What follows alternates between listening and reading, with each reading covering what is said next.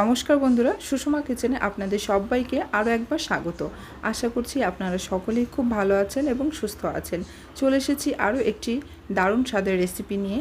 আজ আমি একটি মাছের রেসিপি আপনাদেরকে করে দেখাবো। আর এই মাছটা কিন্তু খেতে ভীষণই টেস্টি হয়।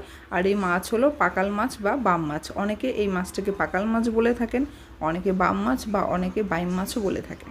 তো চলুন রেসিপিটি শুরু করি। আর এই মাছটা কিন্তু ভীষণই খেতে ভালো লাগে, আর সবসময় এই মাছটা পাওয়াও যায় না। তো আজ আমাদের পেয়েছে, বাজার থেকে নিয়ে এসছে দেখুন। আর এই মাছগুলো কিন্তু গোটা নিয়ে এসেছে, কেটে নিয়ে আসেনি। তো এই মাছগুলোকে এবার আমি আস্তে আস্তে করে কাটবো। যেহেতু আমি একা ভিডিও করছি সেজন্য কাটাটা আপনাদেরকে দেখাতে পারছি না, কেটে ধুয়ে তারপরে আপনাদেরকে দেখাচ্ছি। তো দেখুন, মাছটাকে আমি বেশ অনেকক্ষণ সময় নিয়ে ভালো করে কেটে নিয়েছি, আর কেটে খুব ভালো করে ধুয়ে নিয়েছি। আর এই মাছটা কাটাটা কিন্তু একটু টাফ, মানে মাছের পেছনের দিকটাতে না বেশ খাড়া খাড়া ছোটো ছোটো কাটা থাকে।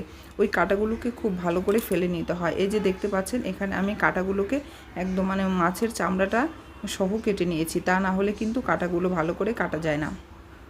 আর খুব ভালো করে ধুয়েও নিয়েছি। আর এখানে নিয়েছি আমি আলু, ডুমো ডুমো করে কেটে নিয়েছি।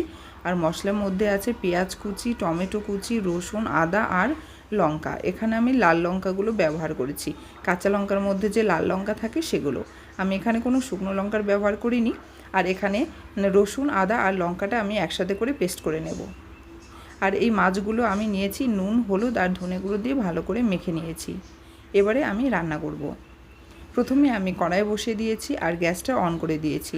কড়াইটা গরম হয়ে গেছে। এবার আমি কড়াইতে দিয়ে দিচ্ছি সর্ষের তেল। সর্ষের তেলে কিন্তু এই রেসিপিটি ভীষণই ভালো হয়। অনেকে আপনারা অনেক রকমভাবে বানিয়ে থাকেন, তো আমি যেভাবে বানাচ্ছি অবশ্যই এই পুরো ভিডিওটা একদম স্কিপ না করে দেখতে থাকুন। আশা করছি আপনাদের সকলের ভীষণই ভালো লাগবে। তো সবগুলো মাছ আমি একবারেই দিয়ে দিচ্ছি, কারণ এই মাছগুলো কিন্তু কড়াইতে খুব একটা লেগে যায় না। আস্তে আস্তে করে আমি উল্টে পাল্টে খুব ভালো করে মাছগুলোকে ভেজে নেব।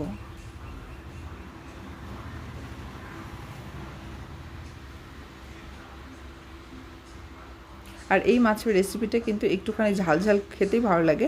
তো আপনারা যে যেরকম ঝাল খেতে পছন্দ করেন সেই রকমভাবে আপনারা খাবেন, সেই রকমভাবে আপনার সমস্ত মশলা, ঝাল, লবণ সব কিছুই দেবেন। আমি আমার পছন্দ অনুযায়ী করছি। তো দেখুন, মাছগুলো কিন্তু খুব সুন্দর করে ভাজা হয়ে গেছে। এবার আমি তুলে নিচ্ছি। আর ওই তেলের মধ্যে আমি দিয়ে দিচ্ছি কেটে রাখা আলু। আলুটাকে একটু নুন আর হলুদ দিয়ে ভালো করে ভেজে নেব।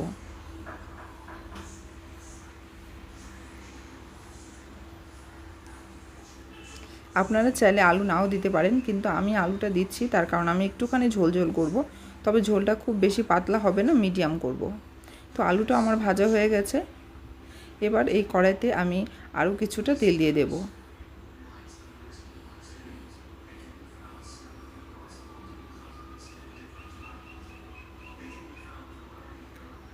এবার আমি ফোড়নে দিয়ে দিচ্ছি একটা তেজপাতা,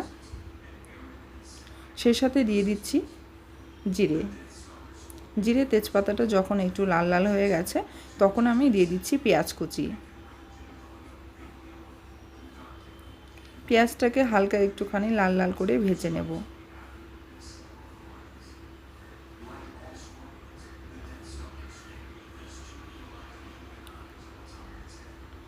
পেঁয়াজ ভাজা হয়ে গেছে। এইবার আমি বেটে রাখা মশলাটা দিয়ে দেব, যেখানে আমি আদা, রসুন আর কাঁচা লঙ্কাটা একসাথে করে বেটে রেখেছিলাম। এই মশলাটা দিয়েও খুব ভালো করে আমি কিছুক্ষণ কষিয়ে নেব।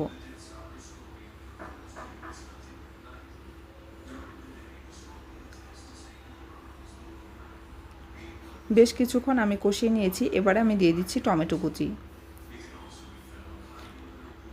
এবার আমি একে একে মশলাগুলো দিয়ে দিচ্ছি স্বাদ মতো লবণ, হলুদের গুঁড়ো আর ধনে গুঁড়ো, আর সামান্য একটুখানি চিনি।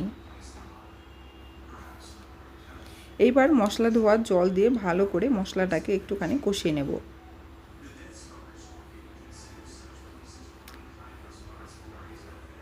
এভাবে করে মশলা কষালে কিন্তু মশলাটা লেগে যায় না, পুড়েও যায় না।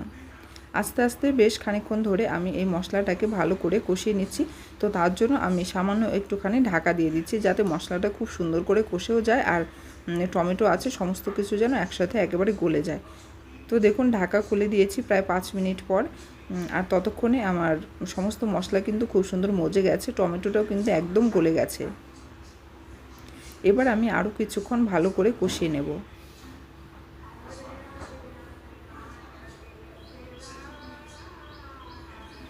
মশলা কষানো হয়ে গেছে, এবার আমি দিয়ে দিচ্ছি ভেজে রাখা আলুটা দিয়ে আরও কিছুক্ষণ আমি নাড়াচাড়া করে নেব।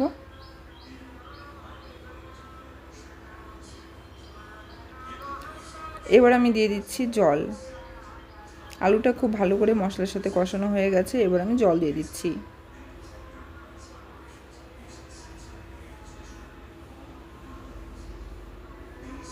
ভালো করে ঝোলের সাথে আলুটা মশলাটা সম্পূর্ণ আমি মিশিয়ে নিচ্ছি।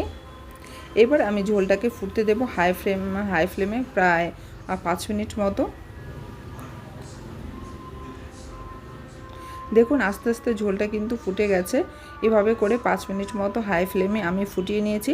এখন আমি ঢাকা দিয়ে লো ফ্লেমে করে দিচ্ছি প্রায় 10 থেকে 15 মিনিট। 10-15 মিনিট পরে আমি ঢাকাটা খুলে দিচ্ছি, আর ততক্ষণে কিন্তু ঝোলটা অনেকটা কমে এসছে আর আলুটাও কিন্তু ভালো মতো সেদ্ধ হয়ে গেছে। তো দেখতে পাচ্ছেন কালারটাও কিন্তু বেশ ভালোই হয়েছে। এখানে আমি কোনো লঙ্কার গুঁড়ো ইউজ করিনি, কোনো রকম শুকনো লঙ্কাও কিন্তু ইউজ করিনি। এবার আমি ভেজে রাখা মাছগুলোকে দিয়ে দিলাম।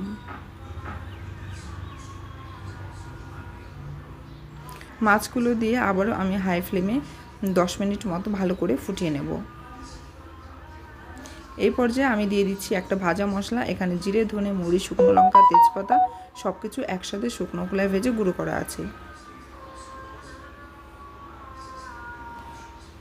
সবশেষে আমি দিয়ে দিচ্ছি গরম মশলা।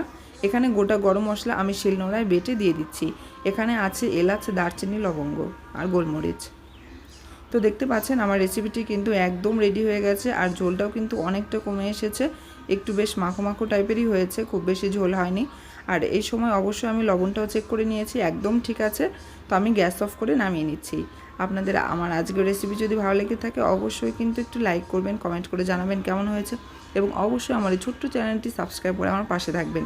তাহলে আজকের রেসিপি আমি এখানে শেষ করছি, ফিরে আসছি আরেকটি নতুন ভিডিও নিয়ে। ততদিন সকলে সুস্থ থাকুন, ভালো থাকুন।